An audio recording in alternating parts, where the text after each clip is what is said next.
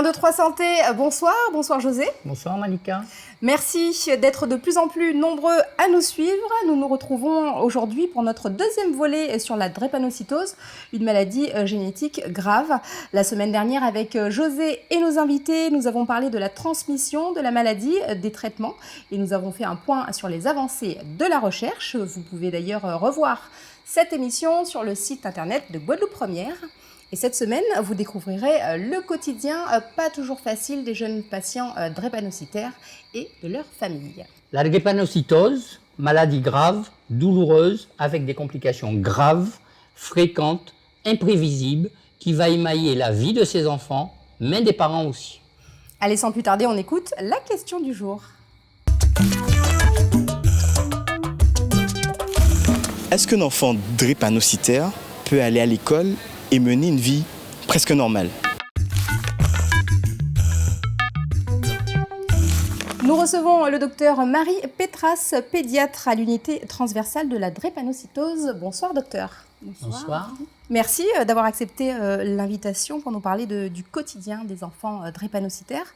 Alors pour mener une vie meilleure, éviter toutes les complications, quelles sont les nombreuses recommandations à respecter ? Il y a quelques recommandations parce qu'il faut savoir que dans la drépanocytose, il y a des facteurs de risque. Des facteurs de risque qui peuvent déclencher ce que nous appelons des crises vaso-occlusives. Alors ces facteurs de risque sont multiples. On va citer quelques-uns. Ce sont les facteurs où il y a des modifications de température. C'est-à-dire toute variation brutale de la température peut déclencher une complication. Les bains froids, les bains prolongés, les séjours dans les pays froids peuvent déclencher des crises. Donc, il faut une certaine prévention. Donc, il faut faire attention. Il y a aussi l'activité physique. Quand les enfants font du sport, ils vont consommer beaucoup d'oxygène. Donc, s'ils font des exercices intenses, des exercices où on se retrouve dans des conditions où ça nécessite beaucoup d'oxygène, ils peuvent avoir des complications, des crises vaso-occlusives. Donc vous dites bien, c'est l'intensité de l'activité, mais une petite activité régulière est quand même bénéfique. Elle est conseillée pour l'épanouissement de l'enfant. Tout enfant drépanocytaire doit avoir une activité physique, mais mesurée. Voilà. Tout à fait. Et insister, surtout pendant cette activité physique, sur l'hydratation dont vous venez de parler. L'hyperhydratation. Oui. L'eau est un traitement pour toutes les personnes qui sont atteintes de drépanocytose. Il faut boire énormément. Il faut boire de façon régulière. Et quand on fait une activité physique où on va transpirer, il faut encore augmenter la quantité d'eau qu'on va prendre. Alors cette hydratation, cette hyperhydratation permet de fluidifier le sang, d'éviter le blocage des globules rouges dans les vaisseaux. C'est cela. Il faut également éviter le manque d'oxygène. Toute situation qui entraîne un manque d'oxygène est néfaste pour le sujet drépanocytaire. Prendre l'avion, par exemple. L'avion, les gros porteurs sont pressurisés. Ils ont de l'oxygène. Donc, ils peuvent prendre l'avion avec des précautions. Dans l'avion, c'est très climatisé, il fait très froid, donc il faut être couvert. Il ne faut pas voyager avec des pieds nus, il faut voyager avec des baskets. Il faut voyager avec des vêtements, souples, des vêtements amples.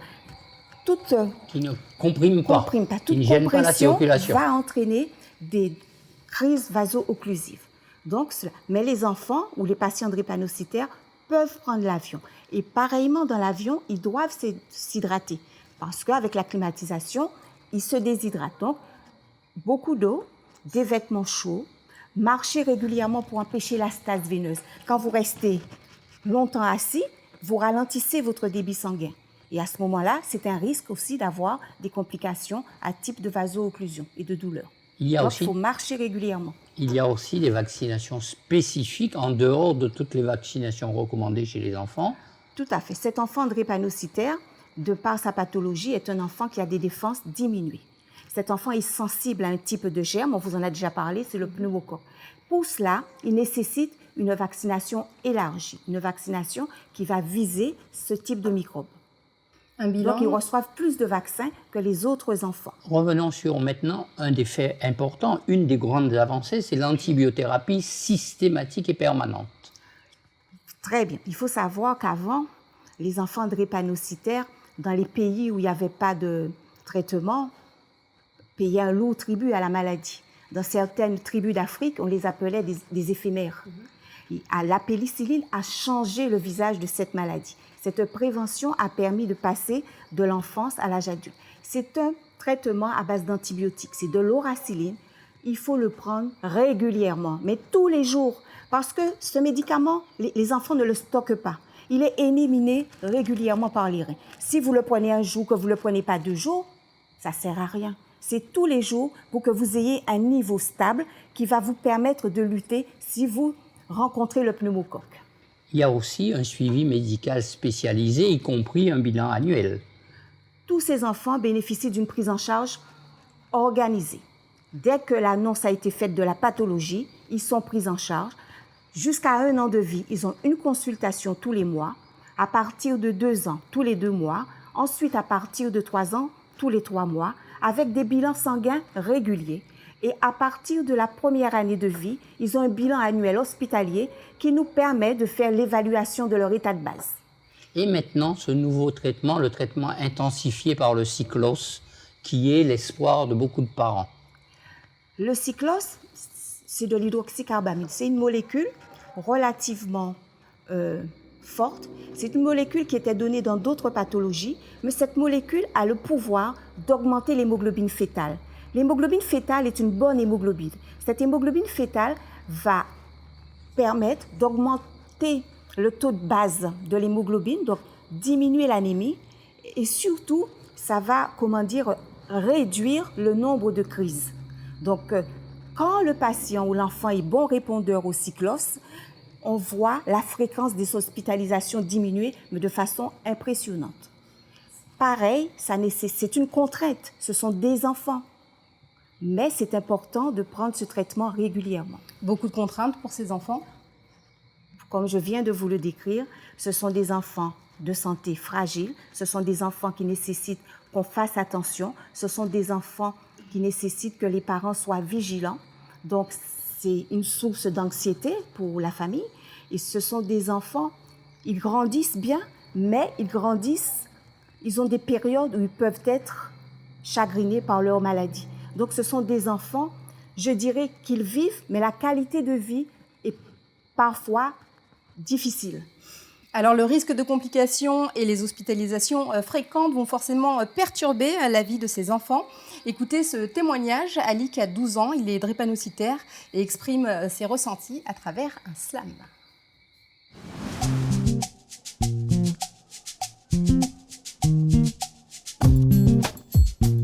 L'une des indications de la transfusion sanguine chez les enfants drépanocytaires est l'anémie aiguë.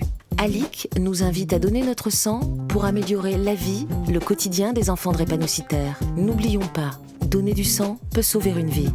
Je suis drépanocytaire et ce n'est pas pour me plaire. J'ai toujours besoin de sang, tous les stands du don de sang. Prends la peine d'avoir du temps pour aller donner du sang, car j'en ai vraiment besoin, ne reste pas dans ton coin.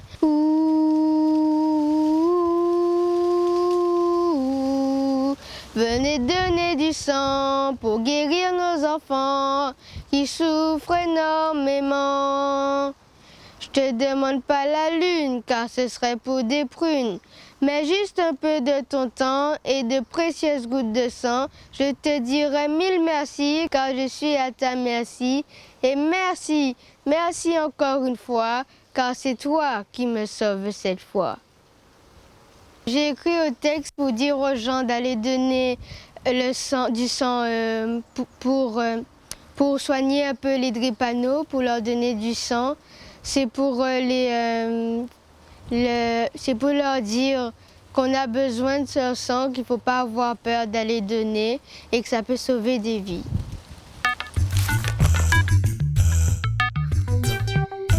Retour sur le plateau de 1, 2, 3 Santé avec le docteur Marie Pétras. Docteur, est-ce que c'est compliqué d'apprendre aux enfants à gérer leur maladie? Ce n'est pas compliqué. Parce que les enfants, ce sont eux qui souffrent, mais c'est-à-dire que c'est un apprentissage qui est long. Parce qu'il faut que l'enfant arrive à se dire qu'il est malade, qu'il prenne possession de cette idée. Et ensuite, quand cette idée est bien acquise, à ce moment-là, les choses sont beaucoup plus simples pour qu'il respecte son traitement, pour qu'il puisse faire les choses qui vont améliorer sa santé. Un enfant qui a envie de jouer, de courir, est-ce qu'il va se réfréner ses ardeurs et se rendre compte qu'il ne peut pas avoir une activité petit à petit, intense? Il va voir qu'il a des limites. Parce que petit à petit, il voit bien que s'il joue trop, il est très essoufflé. Donc de lui-même, il va s'arrêter un moment. Donc nous, on lui conseille de le faire. C'est vrai qu'au début, ils sont fougueux, ils font plein de choses, mais après, il va tout doucement apprendre à se mettre des limites, à ne pas puiser dans ses réserves. D'accord. Il y a un nécessaire apprentissage des parents aussi, dans la détection des complications, par exemple. Obligatoirement. Les parents, ils reçoivent de l'information, ils sont au fait de la maladie. Ça leur permet d'être des acteurs efficaces dans la prise en charge de leur enfant, de savoir réagir à toutes les situations possibles, c'est-à-dire ne pas perdre de temps pour ne pas faire courir de risques aux enfants. Ça s'appelle l'éducation thérapeutique des parents. Les parents et l'entourage aussi, je pense, à l'école, par exemple. Ceux qui gardent les enfants.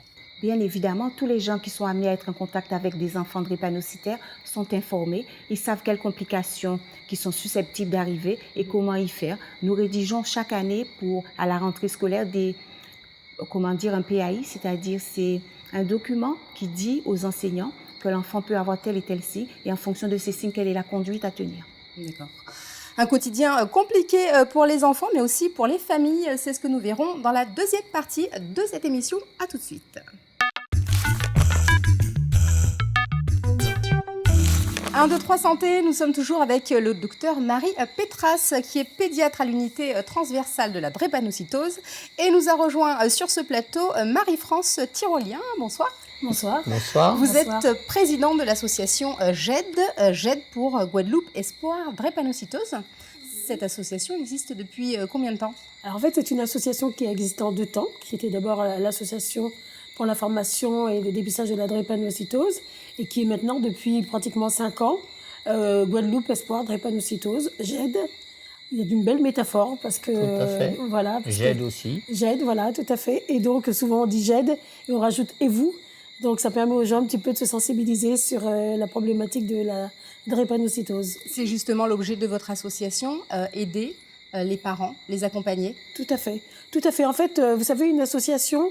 je pense que c'est pour beaucoup de parents qui ont des enfants malades, c'est une thérapie.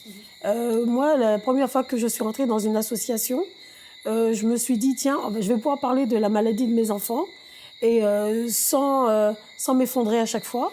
Et c'est vrai qu'aujourd'hui, j'essaye de transmettre cette force aux parents qui nous rejoignent. Il y a des parents qui, en fait, avant, n'arrivaient même pas à dire le nom, sans s'effondrer, ils pleuraient tout le temps.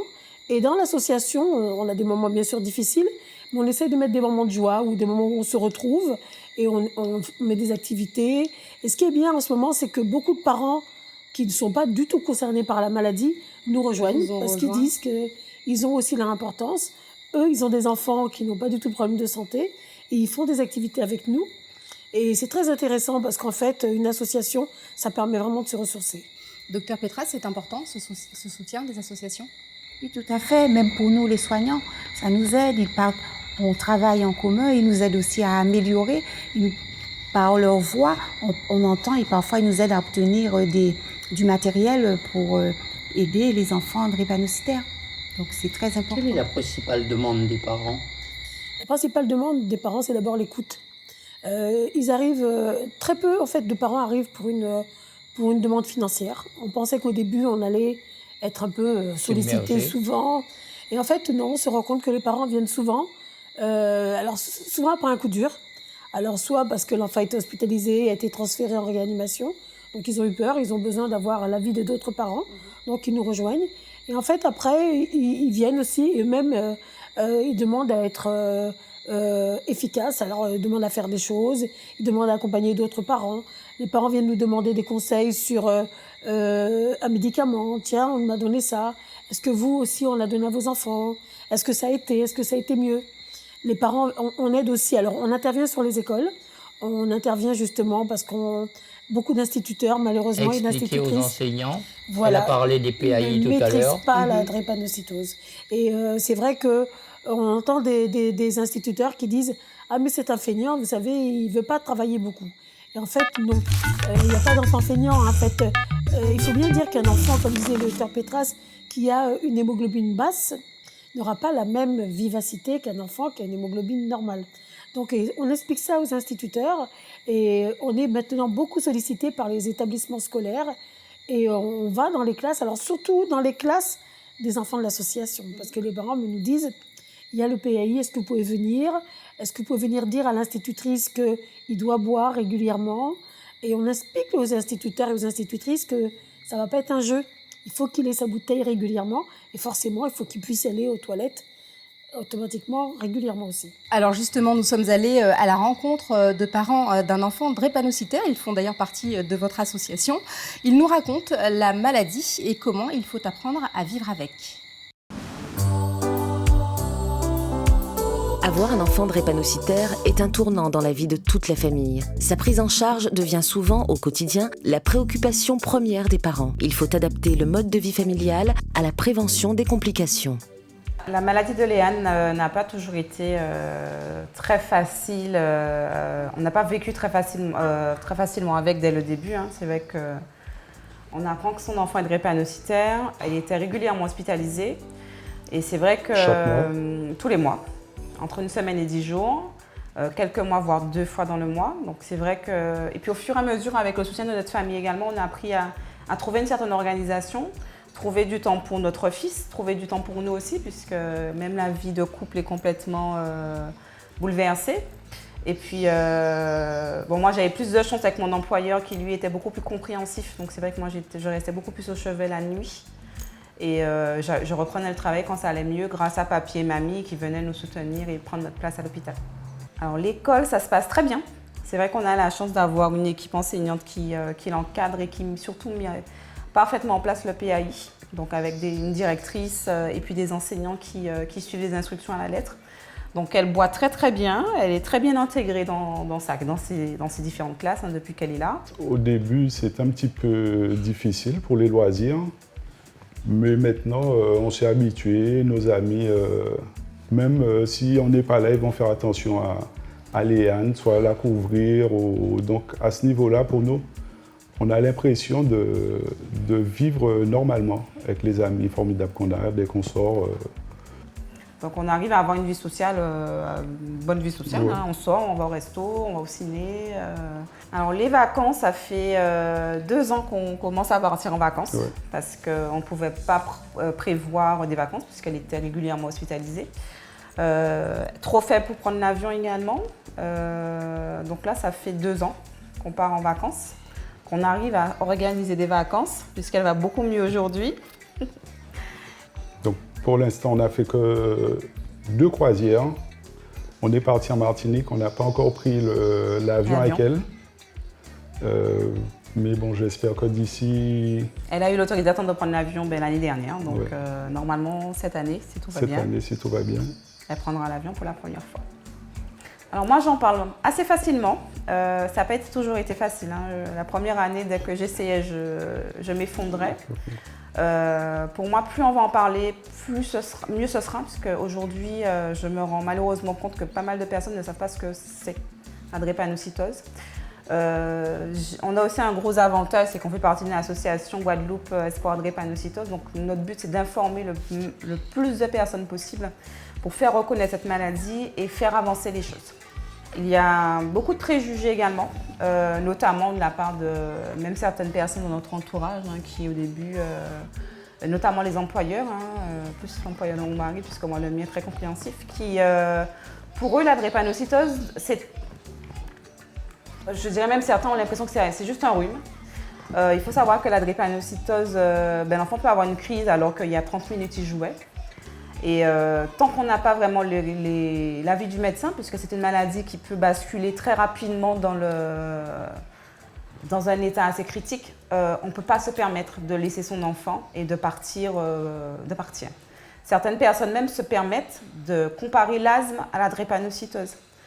Là, c'est certes une pathologie, même pas aussi dure et difficile que la drépanocytose, parce qu'il faut savoir que quand Léane est en crise, elle a vraiment des crises très douloureuses. Elle est sous morphine et la morphine ne la soulage pas forcément tout de suite. Donc c'est très très compliqué à faire comprendre à certaines personnes que la drépanocytose, il faut la prendre au sérieux. Et puis il faut en parler. Il faut qu'on fasse des choses, il faut que ça avance parce qu'on n'en peut plus de voir nos enfants souffrir autant.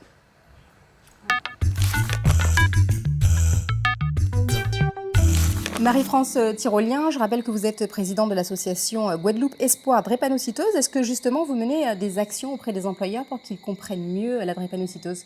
Oui, tout à fait. C'est vrai qu'on a dû intervenir à plusieurs reprises parce que, bon, comme vous disiez au début de l'émission, les enfants sont hospitalisés au début, parfois très souvent. Ouais. Et on ne peut pas imaginer qu'un enfant aille tout seul à l'hôpital. Et les employeurs ne comprennent pas toujours, même s'il y a le papa et la maman. Hein, donc, le fait de se relayer, c'est très difficile de travailler et de savoir que son enfant ne va pas bien à l'hôpital. Donc, on essaye d'expliquer ça aux employeurs en disant les parents savent très bien l'enjeu de la maladie. Ils ont besoin d'être présents.